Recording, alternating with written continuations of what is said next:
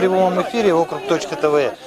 Журналист Олег Желнин, да? Мы только что видели, ну так скажем, концерт парашютистов, наверное, так? Ну, это показательное выступление называется. Да.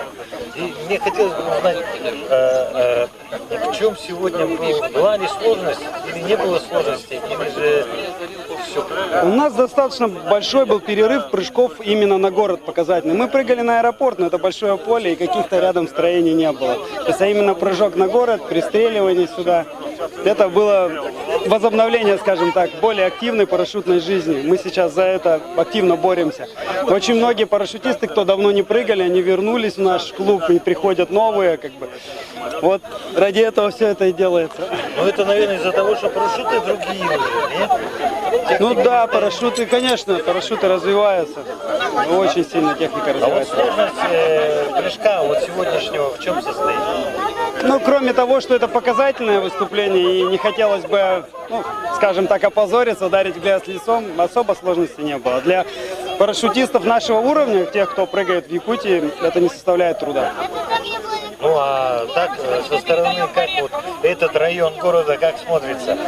Красиво. Мы давно не были здесь, давно не видели. Это именно сверху. Я много бываю в Залаге, много бываю на автодорожной, а именно сверху я не видел и город. Всегда, ну, окрестности. Это Покровский тракт, Маганский тракт, то есть вот такие поля.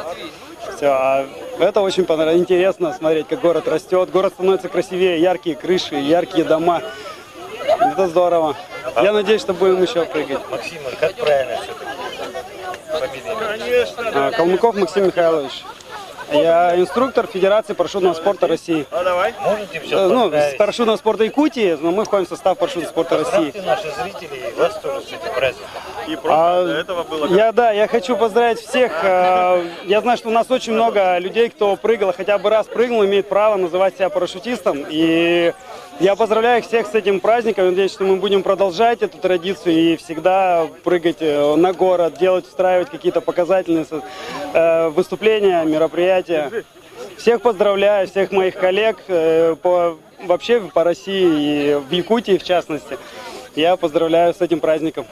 Я вас тоже поздравляю, да. Спасибо, ничего, что в перчатке. Да, мы заканчиваем свой эфир. До скорых встреч. До свидания.